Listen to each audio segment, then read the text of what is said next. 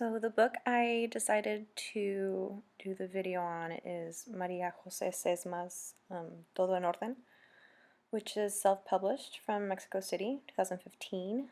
Um, and in Todo, orden, the artist is looking to understand the social dynamics and power structures that are usually found in a conservative and traditional Mexican home. Um, she focuses on the role of women mainly in these like houses and families. And the photographer also exposes the numerous abuses or prohibitions and taboos in these photographs with strongly religious and superstitious environments.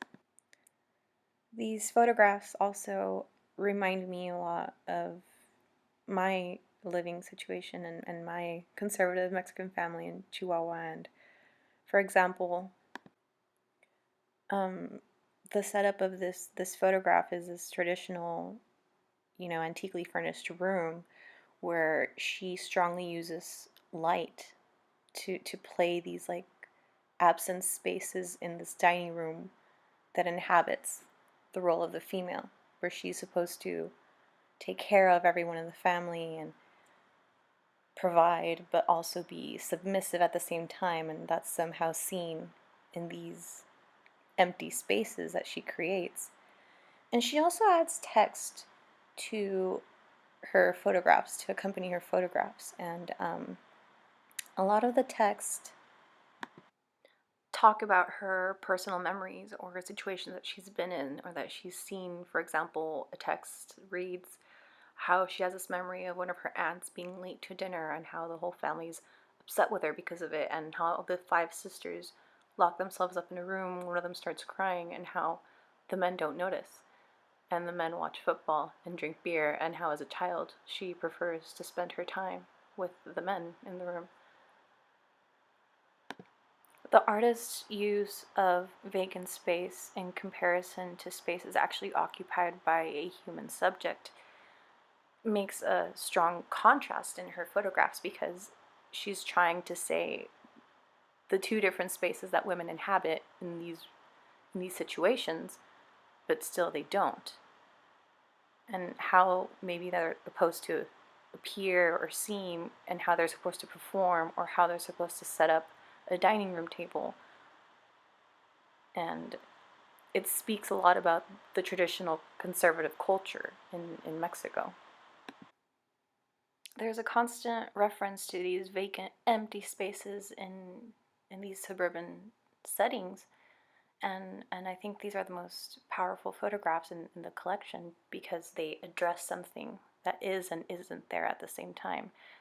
For example, this photograph has the two silhouettes of beds that were once there. What story does that convey to the viewer? It's something that lets the eye wander around.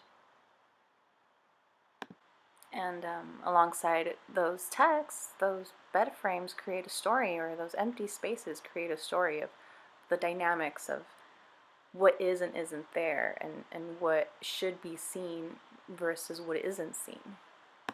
And then we are shown this, like for example, this photograph of a ghost-like figure, and then it's placed right next to this very vivid figure of a little girl, probably referencing the innocence of childhood and not knowing what awaits her and her womanhood in this culture.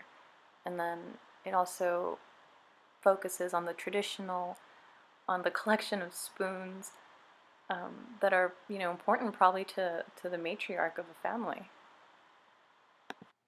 And another really interesting aspect from this photo collection of the artist is she includes this diagram in which these various situations lead to the word conflict. For example, there's one that says manipulation, that leads to abandonment of being, which leads to images stronger than reality, which lead to perfection, and how that's an antique cause and how that leads to conflict.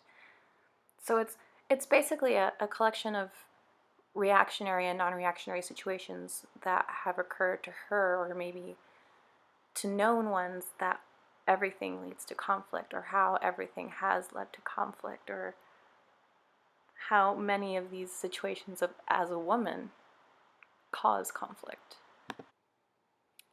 And I think that what she is trying to do is to address these internal and outward conflicts that are caused in her culture or in societal environment, and address them head on and kind of break the taboos or break the traditional role of women of being submissive and attending, and maybe make these women themselves see how they appear to their children and to the rest of society.